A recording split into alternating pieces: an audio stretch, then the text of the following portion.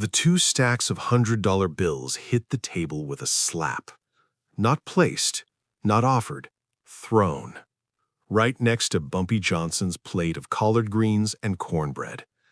The entire restaurant went silent. Wells Restaurant, 135th Street, Harlem. Thursday night, 8:47 p.m. 100 people eating dinner, talking, laughing. Jazz playing softly from the corner. The smell of fried chicken and bourbon in the air. And then, the silence. Because Frank Lucas, 26 years old, wearing a brand new silk suit and a gold watch that cost more than most people in that room made in a year, had just walked up to Bumpy Johnson's table uninvited, had interrupted Bumpy's dinner, had thrown $2,000 onto the table like he was paying a bar tab, and said 5 words that made every person in that restaurant hold their breath. "Dinner's on me tonight, old man." Bumpy didn't look up, didn't stop eating, just cut another piece of cornbread, dipped it in the greens, took a bite. Frank stood there, smiling, waiting for a reaction. The 100 people in Wells' restaurant weren't moving, weren't eating, weren't breathing. They were waiting. Because everyone in Harlem knew 3 things.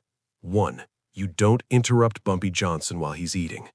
2, you don't throw money at Bumpy Johnson like he's a waiter.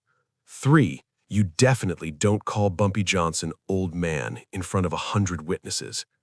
Frank Lucas had just broken all 3 rules in under 10 seconds, and now the room was waiting to see what Bumpy would do. To understand how Frank Lucas ended up on his knees 20 minutes later, apologizing in front of 100 people, you need to understand where Frank had been for the past 6 months. Frank Lucas arrived in Harlem in late 1963, fresh from North Carolina, 26 years old, ambitious, hungry, and convinced he was smarter than everyone around him. He'd made his money running numbers in the South, built up a small operation, saved enough to come to New York with a stake. And Frank had a plan. He'd watched how Harlem worked, watched the old-timers running the same tired operations the same tired ways, and Frank saw opportunity. He started small, policy banks in the Bronx, then expanded into East Harlem.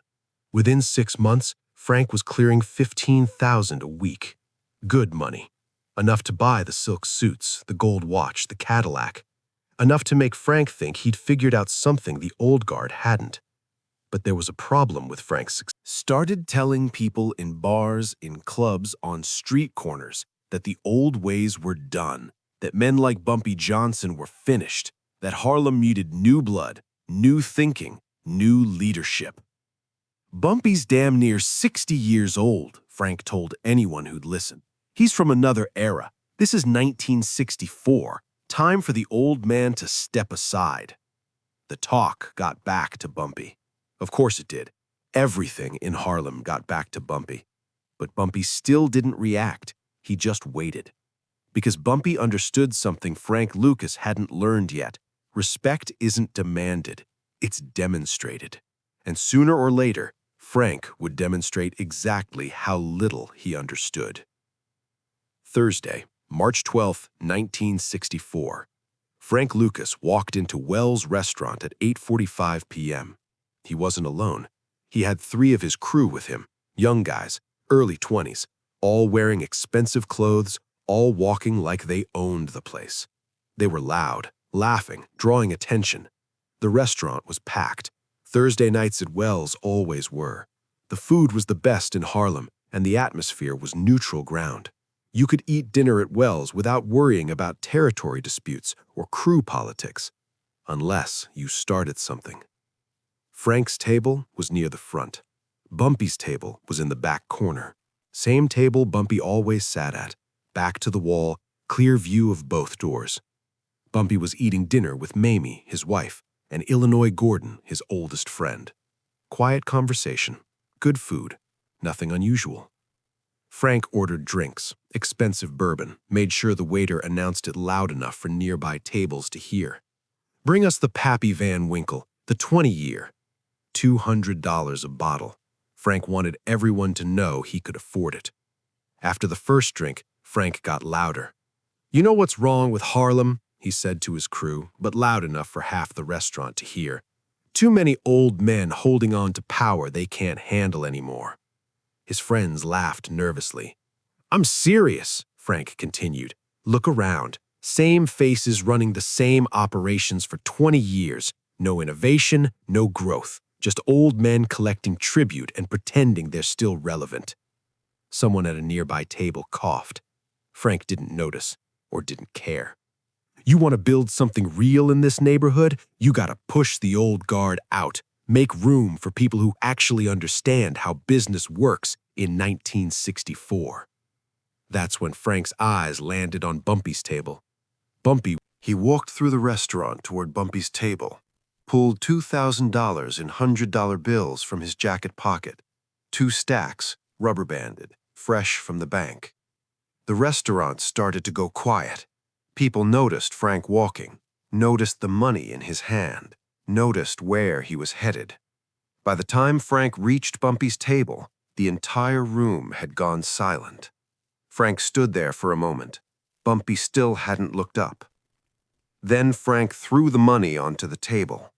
The bills landed next to Bumpy's plate with a soft slap. Dinner's on me tonight, old man. Frank was smiling, confident, waiting for Bumpy to react, to get angry, to stand up, to do something that would prove Frank's point, that Bumpy was old, outdated, reactive. But Bumpy didn't react. He just cut another piece of cornbread, dipped it in the greens, took a bite. Frank's smile faded slightly. You hear me? Bumpy chewed slowly, swallowed, set down his fork. Then he looked at the money, not at Frank, at the money. You always throw your cash around like that? Bumpy's voice was quiet, conversational. When I feel like it, Frank said. I got plenty more where that came from. I'm sure you do. Bumpy picked up his napkin, wiped his mouth carefully. Then he looked up at Frank for the first time. The look wasn't angry, wasn't threatening. It was something else. Disappointment. You know what your problem is? Bumpy said quietly. Frank's smile returned. I don't have any problems, old man. Your problem, Bumpy continued, is you think money makes you powerful. Money does make me powerful. No, Bumpy shook his head slowly. Money makes you loud. Power is something else. Yeah, and what's that? Sit down. I'll show you. Frank hesitated. Sit down, Bumpy repeated, not louder, just final. Frank looked around the restaurant, 100 people watching, waiting. If Frank walked away now, he'd look weak. So he sat. Bumpy pushed the 2 stacks of money back across the table toward Frank. First lesson, Bumpy said. When you buy someone dinner, you ask first. You don't throw money at them like they're a servant. Frank's jaw tightened. I was being generous. No, you were being disrespectful. There's a difference. Frank started to stand. I don't need to sit here and you'll sit until I tell you to stand. Bumpy's voice didn't change, didn't get louder, but something in it made Frank sit back down. The restaurant was completely silent now. Bumpy leaned forward slightly.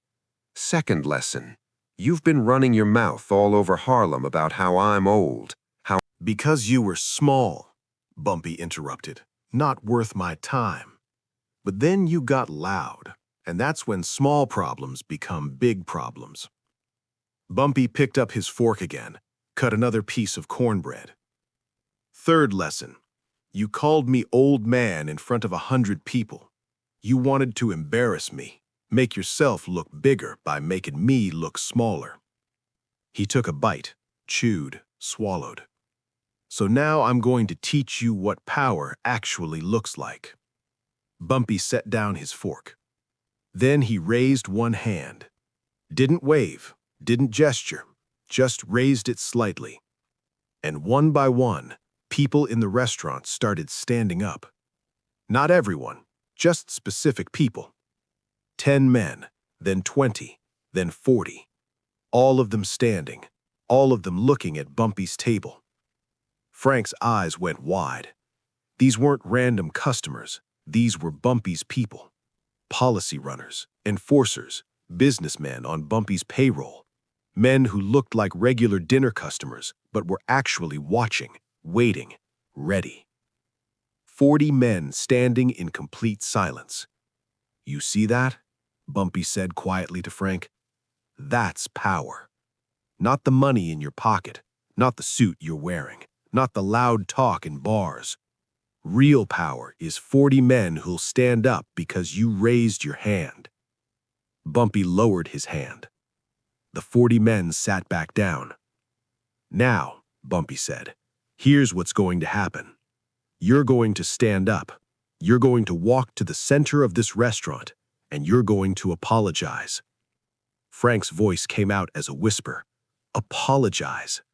You disrespected me in front of 100 people, so you're going to apologize in front of 100 people." "I'm not—" Bumpy's expression didn't change.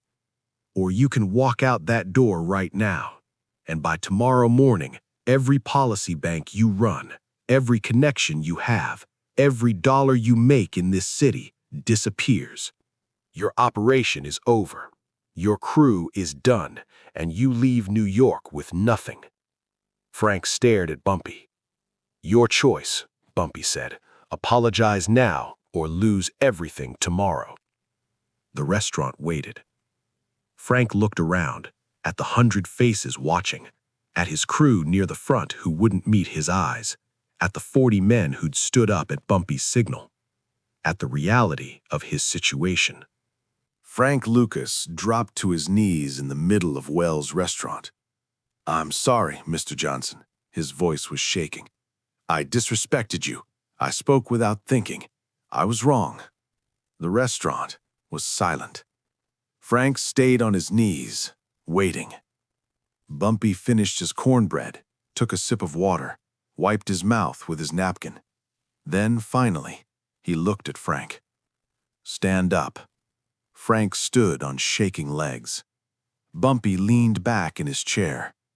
"You came to Harlem thinking you were smarter than everyone else, thinking money and ambition were enough, but you don't understand this neighborhood yet." Bumpy paused. "Harlem doesn't respect loud. It respects quiet strength. It respects people who take care of their community, who keep their word, who understand that power isn't about what you take, it's about what you build." Frank said nothing. "You want to operate in this neighborhood. You play by the rules. You pay your tribute. You show respect. You keep your mouth shut unless you have something worth saying." Bumpy picked up the 2 stacks of money Frank had thrown on the table earlier. He held them out. "Take your money back." Frank hesitated. "Take it." Frank took the money with shaking hands. "Now go back to your table, finish your dinner, and tomorrow morning you come to my office. We're going to have a conversation about how things work in Harlem. If you're smart, you'll listen." Frank nodded quickly. "Yes, sir." And Frank stopped. "Don't ever call me old man again." Frank walked back to his table. His crew wouldn't look at him. The restaurant slowly came back to life. Conversations resumed. Forks clinked against plates. The jazz quartet in the corner started playing again. But everyone in that room would remember the night Frank Lucas threw money at Bumpy Johnson's table, would remember how Bumpy didn't raise his voice, didn't threaten, didn't touch Frank, just made him kneel in front of 100 people. The next morning, Frank Lucas showed up at Bumpy's office at 9 a.m. sharp. Bumpy was waiting. They talked for 3 hours. By the time Frank left, he understood how Harlem actually worked. Understood that Bumpy's network wasn't just about money, it was about relationships, loyalty, community investment, long-term thinking. Frank started paying tribute, started operating properly, started learning. And 10 years later, after Bumpy died in 1968, Frank Lucas would build an empire using everything Bumpy had taught him. But Frank never forgot the lesson from Wells' restaurant. Never forgot the night he learned that power isn't about how loud you talk. It's about who stands up when you raise your hand. The reporter asked, "Is it true you once threw money at him in a restaurant?" Frank was quiet for a long moment. "Yeah, I was young, stupid. Thought I was hot shit because I had some money and some success. What happened? He made me apologize on my knees in front of 100 people. Most humiliating moment of my life.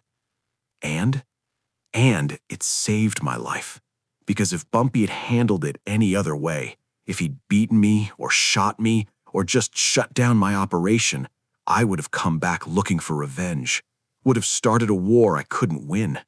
Frank shook his head. "But by humiliating me instead of destroying me, by making me understand my place without taking everything away, he taught me a lesson worth more than anything I could have learned on my own. Which was, respect isn't something you demand, it's something you earn, one quiet decision at a time."